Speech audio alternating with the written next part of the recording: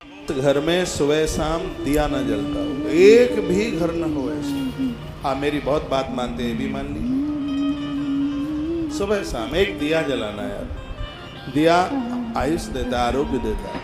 अविवेक को समाप्त जिस घर में सुबह शाम भगवान के दरबार में दिया जलता है, जो लोग खुरापाती करते हैं ना, नींबू काट देंगे, मिर्च फोड़ देंगे, उनकी एक नहीं चलेगी।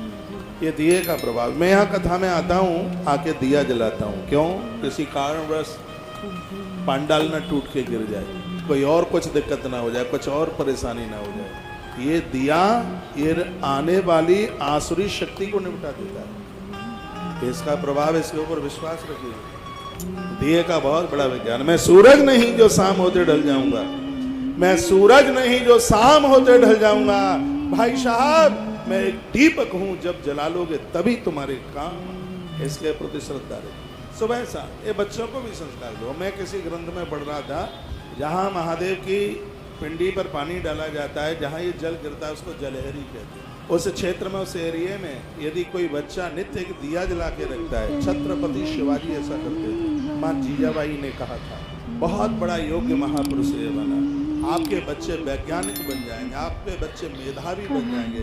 जो एक बार पढ़ लेंगे वो याद हो जाएगा। ये ऐसा कराइए, आप बच्चों से दिया जलाओ, उनको एक लोटा पानी का भर के दे दो, उनसे सूर्य अर्घ दिलवाइए। यदि सुबह आप मुझे मिलने को आते हो तो मैं अपनी पूजा से 9:30 बजे फ्री होता हूँ, फिर एक लोटा जल भर के लेके आता हूँ। जहाँ बड़े वाले शिवलिंग, ये बड़े वाले शिवलिंग अरुणाचल प्रदेश वाले, इसलिए बड़े हैं क्योंकि जब भगवान शिव का स्तंभ जो प्रकट हुआ था वो बहुत बड़ा था और अरुणाचल प्रदेश में प्रकट हुआ। अनादि काल में, बहुत समय पहले आप यहाँ आते हैं तो उस शिवलिंग को जरूर वंदन प्रणाम करो, जो आदि समय में जो सबसे पहले प्रकट हुआ, वही रूप उन्हें दिया गया, जो चौड़े में बिल्कुल बैठे हुए हैं। टीवी पर भी दिखा दीजिए, उनका आप दर्शन कीजिए। उनके सामने बैठा हुआ भोला, वो भगवान को प्रार्थना करता है और वो कहता है, आपको मालूम है कि भोलेनाथ क्या कहते हैं?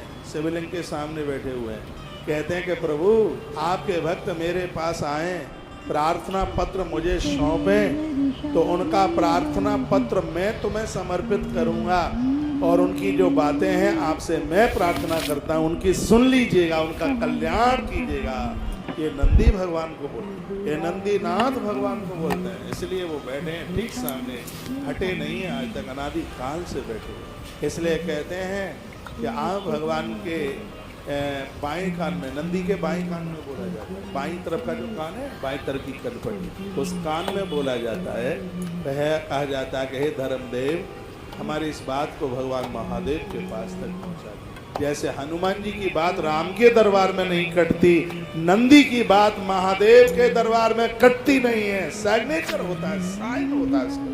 हम लोगों की बड़ी श्रद्धा है नंदी के प्रति। वैसे नंदी को प्रदक्षिणा करें, परिक्रमा करें, उन्हें वंदन करें, प्रणाम करें। द्वादश ज्योतिर्लिंग मंदिर में जाएं, दाहिने हाथ पर वीर कार्तिकेय बैठे हैं। ये आपके बच्चों की शराब छुड़ाएंगे, जुआ छुड़ाएंगे, कुकर्म छुड़ाएंगे, गलत आदतें छुड़ाएंगे, भांग का और शराब का अड्डा मिटा करके खत्म कर देंगे। ये भगवान वीर कार्तिकेय बैठे हैं, इसलिए बैठे हैं।